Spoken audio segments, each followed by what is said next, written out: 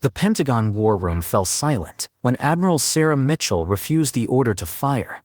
With a nuclear submarine missing and enemy ships closing in, every male admiral demanded immediate military response. But Mitchell had noticed something in the intelligence reports that everyone else missed, and her soft approach would save 150 lives and prevent nuclear catastrophe. Where in the world are you joining us from today?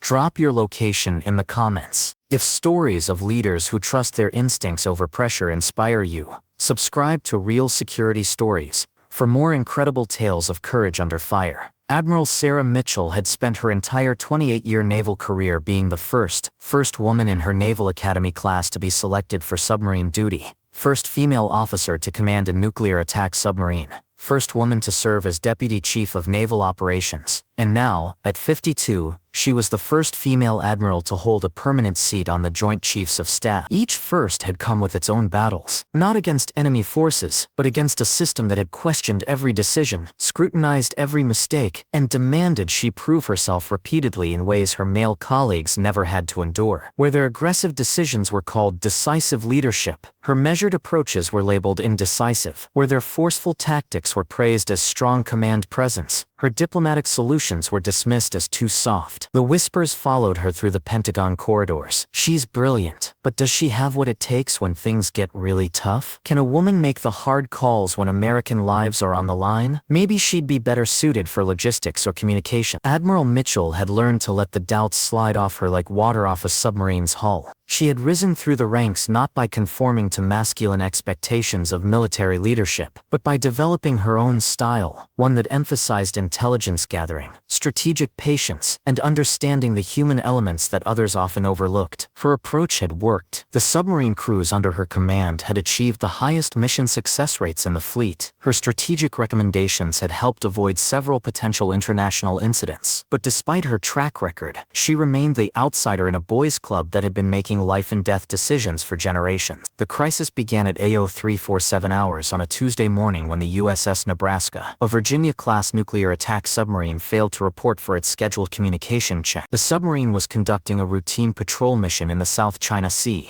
an area of increasing tension due to territorial disputes between China and several Southeast Asian nations. Admiral Mitchell received the initial alert in her Pentagon office, where she often worked through the early morning hours, reviewing intelligence reports and strategic assessments from across the globe. The message was brief but ominous. USS Nebraska missed scheduled comms check. Last known position 125 nautical miles southeast of Spratly Islands. Weather clear. No known mechanical issues. Within an hour, the situation escalated dramatically. Chinese naval vessels had been detected moving toward the Nebraska's last known position. Satellite imagery showed at least 6 People's Liberation Army Navy ships, including 2 destroyers and a guided missile cruiser, converging on the area. Most concerning was the presence of what appeared to be a Chinese nuclear attack submarine. By 0800 hours, Admiral Mitchell found herself in the Pentagon's secure conference room, surrounded by the nation's top military leadership. The chairman of the Joint Chiefs, Admiral Robert Harrison,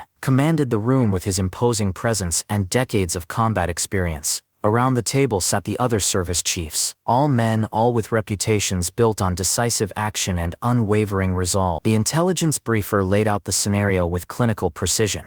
The USS Nebraska remained incommunicado. Chinese forces were moving aggressively toward the submarine's position. Electronic intercepts suggested the Chinese military believed the Nebraska was conducting espionage operations in Chinese territorial waters, a claim that, if true, could be considered an act of war. "Gentlemen," Admiral Harrison began, his gravelly voice filling the room, "we have a potential Pueblo situation developing." He was referring to the 1968 incident, when North Korea captured the USS Pueblo and held its crew for nearly a year. Except this time, we're dealing with a nuclear submarine and a nuclear-armed adversary. The discussion quickly turned to military options. Admiral James Reeves, Chief of Naval Operations and Mitchell's immediate superior, advocated for an immediate show of force. "We need to move the 7th Fleet into position immediately. Show the Chinese we won't tolerate any interference with our vessels." Admiral Frank Morrison, a decorated veteran of 3 wars, was more direct. "We should have attacked submarines in that area within 12 hours. If the Chinese have taken aggressive action against the Nebraska, we respond in kind. The discussion grew increasingly heated as each admiral outlined scenarios for escalation. Airstrikes were discussed, naval blockades were considered. The possibility of deploying additional nuclear submarines to the region was debated with the casual tone of men who had never personally faced nuclear weapons in combat. Through it all, Admiral Mitchell listened carefully, taking notes and asking pointed questions about intelligence sources and enemy capabilities. Her colleagues seemed frustrated by her measured approach, interpreting her questions as hesitation rather than thoroughness. "Sarah," Admiral Harrison finally said, using her first name in a way that would have been unthinkable if she were male, "we need decisive action here. Every minute we delay gives the Chinese more time to consolidate their position or potentially harm our people." Admiral Mitchell looked around the room at faces flushed with adrenaline and righteous anger. These were good men, patriots who had dedicated their lives to protecting American interests, but they were also products of a military culture that valued quick, forceful responses over careful analysis. "I understand the urgency," she replied calmly, "but I'd like to review the intelligence data more carefully before we commit to a course of action that could have significant consequences." The reaction was immediate and telling.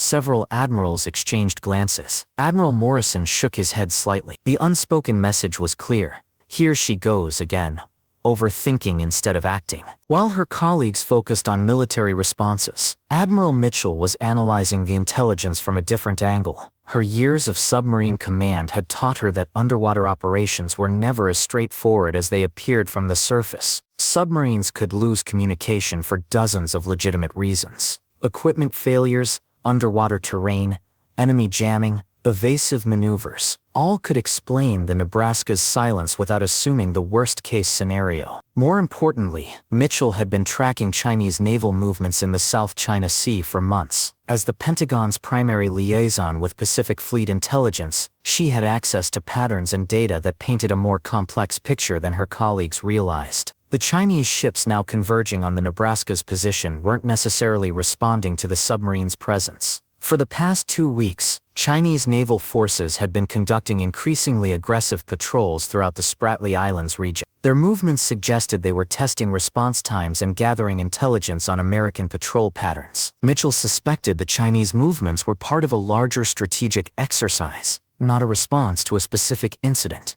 If she was right, then escalating American military presence could transform a routine training operation into an international crisis. But as she tried to explain her analysis, her colleagues' frustration became increasingly apparent. "Sarah, you're overcomplicating this," Admiral Reeves said, his voice carrying the edge of a man running out of patience. "We have a missing submarine and Chinese warships moving to intercept. The response should be obvious." Admiral Harrison nodded in agreement. "Every minute we spend analyzing, our people could be in greater danger. We need to act decisively."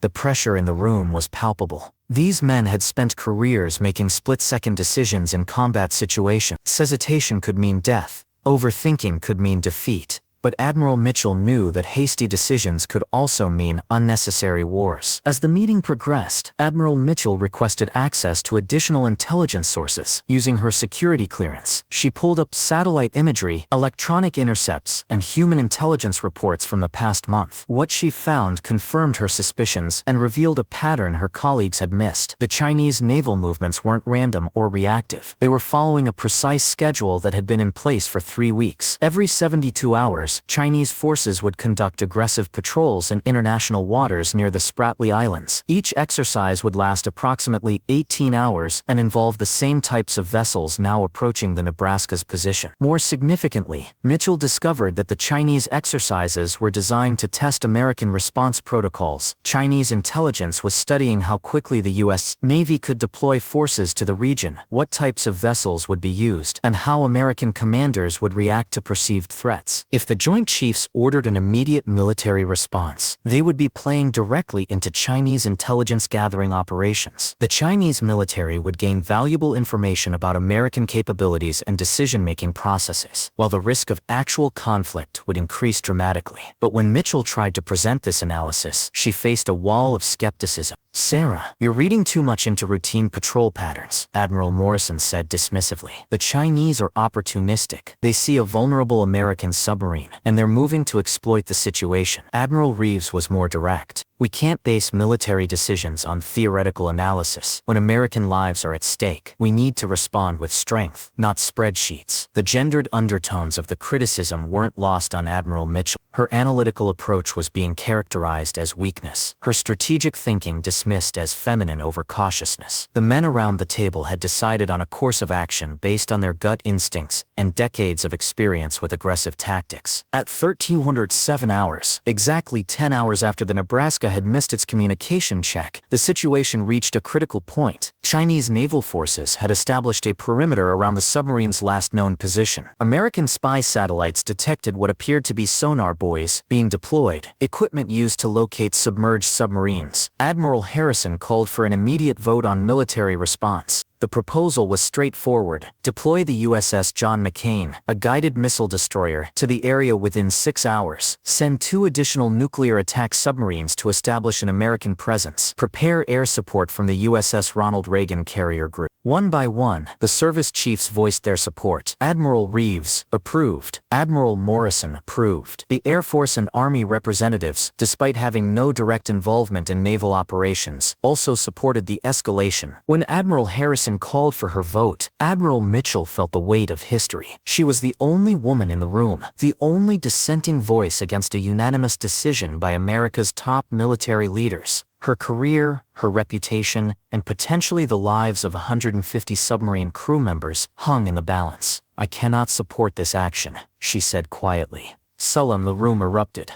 Admiral Morrison slammed his hand on the table. Sarah, this is not the time for academic debate. We have people in danger. Admiral Reeves was more personal in his attack. You've been second-guessing every decision since you got here. At some point you need to trust the judgment of people who have actually been in combat. The implication was clear and deeply unfair. Admiral Mitchell had served in combat zones during 3 conflicts, had commanded submarines in Sicel waters, and had made life-or-death decisions under fire. But because she was willing to consider alternatives to immediate military escalation, her experience was being questioned. Admiral Harrison tried to restore order. Admiral Mitchell, we respect your perspective, but this decision requires unanimity. Can you support the deployment? No, sir, I cannot. In the tense silence that followed, Admiral Mitchell did something unprecedented. She opened her laptop and began projecting intelligence data onto the room's main screen. Her colleagues watched with barely concealed irritation as she methodically presented her analysis. The Chinese naval movements follow a precise pattern established 3 weeks ago, she began, highlighting satellite images that showed the predictable nature of Chinese patrols. These are not reactive deployments. They're scheduled exercises designed to gather intelligence on our response protocols. She clicked through additional slides showing electronic intercepts, communication patterns, and movement analyses. If we deploy military assets according to the proposed timeline, we'll be providing the Chinese with exactly the intelligence they're seeking about our capabilities and decision-making processes. Admiral Morrison interrupted. Even if that's true, it doesn't change the fact that our submarine is missing and potentially in danger. Actually, it does, Admiral Mitchell replied, pulling up acoustic data from Pacific Fleet monitoring stations. I've been in contact with our sonar listening posts throughout the region. There's been no indication of submarine distress signals, explosion signatures, or unusual acoustic activity. She paused for effect. The Nebraska isn't missing because it's been captured or attacked. It's missing because it's following protocols for avoiding detection in hostile waters. The crew is doing exactly what they're trained to do. The room remained skeptical, but Admiral Mitchell continued. I propose an alternative approach. Instead of military escalation, we use diplomatic channels to communicate with Chinese naval forces. We acknowledge their exercise area while asserting our right to conduct operations in international waters. We demonstrate strength through confidence, not aggression. Admiral Harrison shook his head. Sarah, diplomacy is for State Department officials, not naval officers. Our job is to protect American personnel and interests. With respect, sir, avoiding unnecessary conflicts is also protecting American interests.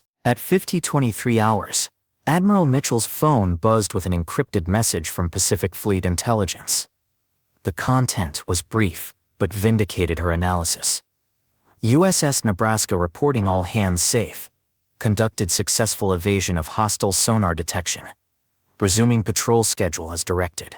Admiral Mitchell looked around the room at her colleagues, who were reading the same message on their own devices. The Nebraska's crew was safe. The submarine had been following standard protocols for avoiding detection, exactly as she had predicted. But the vindication came with a sobering realization. If the Joint Chiefs had voted to deploy military assets as planned, American warships would now be racing toward a confrontation with Chinese naval forces. The Chinese exercise would have been transformed into a potential combat situation, with unpredictable and possibly catastrophic consequences.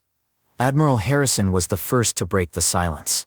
Well, it appears Admiral Mitchell's analysis was correct. Admiral Reeves was less gracious. We couldn't have known the submarine was safe. We had to assume the worst-case scenario. But Admiral Mitchell wasn't finished.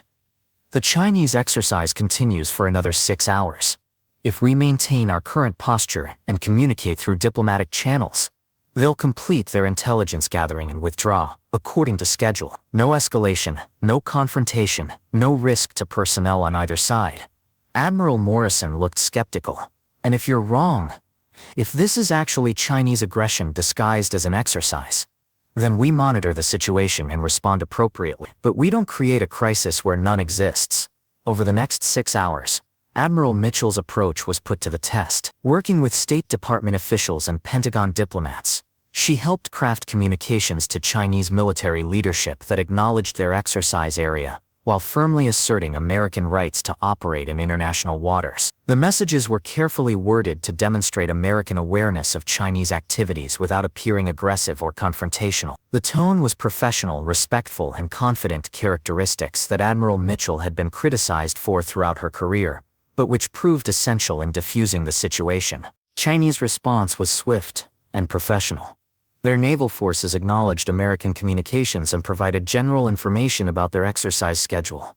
Most importantly, they confirmed that no Chinese vessels had detected or interacted with American submarine assets. By 2030 hours, Chinese naval forces began withdrawing from the area according to their predetermined schedule. The exercise concluded without incident, and normal patrol operations resumed for both Navy. The USS Nebraska surfaced at 20:37 hours, exactly 20 hours after missing its communication check. Captain Jennifer Torres reported that the submarine had detected Chinese sonar buoys and had followed standard evasion protocol. The crew had monitored Chinese naval activities but had remained undetected throughout the exercise. In the days following the incident, Admiral Mitchell received quiet acknowledgement from several colleagues who had opposed her approach. Admiral Harrison personally thanked her for preventing what could have been a significant escalation. Even Admiral Morrison admitted that her analysis had been more comprehensive than initially apparent. But the recognition came with a sobering understanding of how close the situation had come to spiraling out of control. If Admiral Mitchell had acquiesced to pressure and voted for military deployment,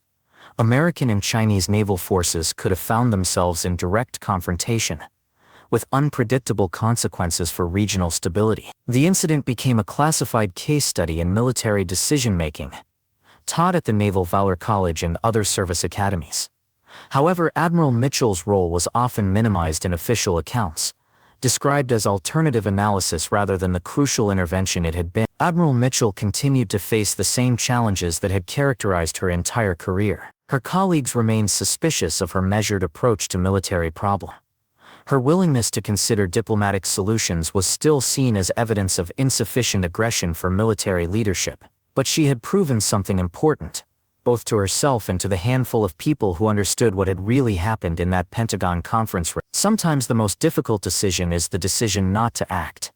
Sometimes true strength lies in resisting pressure rather than yielding to it. The South China Sea incident had implications far beyond the immediate crisis.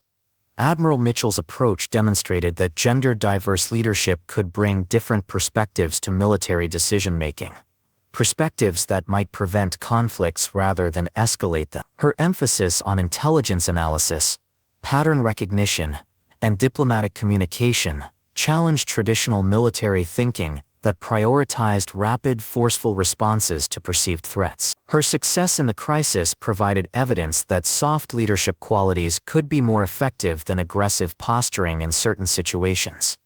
However, the institutional response to her success was mixed. While some senior officers began to appreciate the value of her analytical approach, others remained convinced that she had simply been lucky. The underlying culture that equated masculine aggression with military competence remained largely unchanged. Admiral Mitchell found herself in an unusual position following the incident.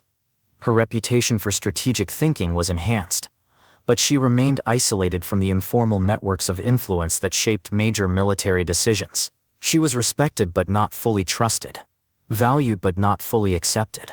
The pressure of being constantly scrutinized, questioned and required to prove herself took a personal toll on Admiral Mitchell. The stress of the South China Sea incident, combined with years of fighting institutional bias, affected her health and family relationships. Her marriage, already strained by the demands of military life and frequent deployments, struggled under the additional pressure of her high-profile position. Her husband, a civilian academic, found it difficult to understand the unique challenges she faced as the only woman in rooms full of powerful men making decisions about war and peace. Her children, now adults, had grown up watching their mother fight battles that their male classmates' military fathers never had to face. They were proud of her achievements, but concerned about the personal cost of her groundbreaking career. Admiral Mitchell often reflected on the irony of her situation.